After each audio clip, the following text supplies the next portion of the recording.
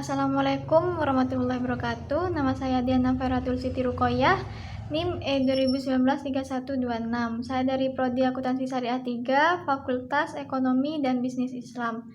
Saya di sini akan menanggapi 5 makalah dari teman-teman saya. Yang pertama yaitu yang berjudul Uang dan Fungsinya dalam Ekonomi Makro Islam oleh Milatul Mafiroh. Uang merupakan kebutuhan masyarakat yang paling utama, juga merupakan kebutuhan pemerintah, kebutuhan produsen, kebutuhan distributor, dan kebutuhan konsumen. Bisa dikatakan uang merupakan bagian yang terintegrasi dalam satu sistem ekonomi. Sepanjang sejarah, keberadaannya uang memainkan peran penting dalam perjalanan kehidupan modern. Uang berhasil memudahkan dan mempersingkat waktu transaksi pertukaran barang dan jasa. Uang sendiri berfungsi sebagai media pertukaran untuk transaksi, investasi, satuan hitung untuk pembayaran dan pencicilan hutang. Dalam Islam tidak dikenal dengan adanya time value of money, yang dikenal adalah economic value of time.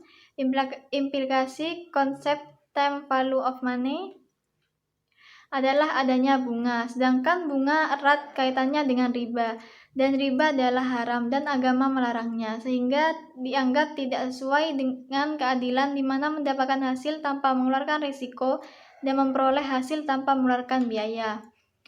Yang selanjutnya yaitu yang berjudul Ekonomi Terbuka Makroekonomi Islam oleh Lulu Hidayanti.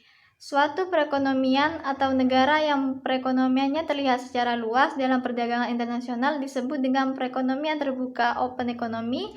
Perekonomian terbuka adalah suatu sistem ekonomi yang melakukan kegiatan ekspor dan impor dengan negara-negara lain di dunia ini. Karena kegiatan ekspor dan impor merupakan bagian yang penting dalam kegiatan setiap perekonomian. Perekonomian terbuka dinamakan juga sebagai ekonomi 4 sektor, yaitu suatu ekonomi yang dibedakan kepada 4 sektor, yaitu yang pertama sektor rumah tangga, yang kedua sektor perusahaan, yang ketiga sektor pemerintah, yang keempat sektor luar negeri. Judul selanjutnya yaitu Prinsip-prinsip Ekonomi Islam oleh Siti Rofiko Aprilia. Prinsip ekonomi Islam yaitu memanfaatkan sumber daya yang terbatas untuk memenuhi kebutuhan manusia yang tidak terbatas. Manusia adalah makhluk yang paling sempurna dibandingkan dengan makhluk lainnya, seperti hewan, tumbuhan. Dengan kesempurnaan itu, manusia harus selalu bersyukur atas apa yang telah Allah Subhanahu wa Ta'ala berikan. Janganlah menjadi manusia yang kufur akan nikmatnya.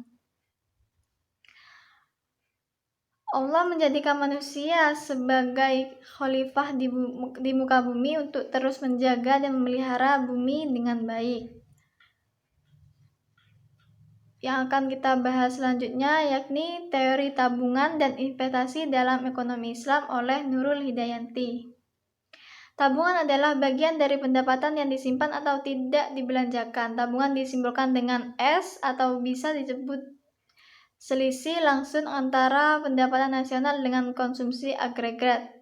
S sama dengan Y dikurangi C. Menurut Monzerhaf dan Umar Kapra, bahwa pengeluaran yang berlebihan dilarang. Penimbunan simpanan juga dikecam tegas oleh Al-Quran dan As-Sunnah. Sumber-sumber daya yang telah disediakan Allah harus dipergunakan untuk digunakan oleh pemiliknya dalam batasan-batasan yang ditetapkan Allah atau diperuntukkan bagi orang lain sehingga memenuhi tujuan dasar penciptanya. Yang selanjutnya yaitu ekonomi tertutup tanpa kebijakan pemerintah oleh Nurdiana.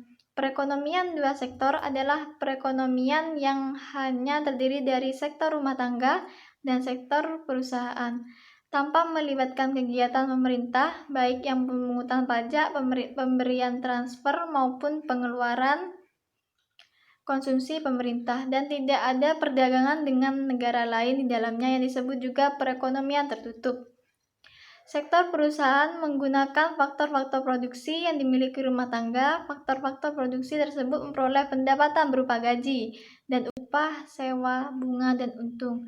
Sebagian besar pendapatan yang diterima rumah tangga akan digunakan untuk konsumsi, yaitu membeli barang-barang dan jasa-jasa yang dihasilkan oleh sektor perusahaan. Mungkin cukup sekian. Wassalamualaikum warahmatullahi wabarakatuh.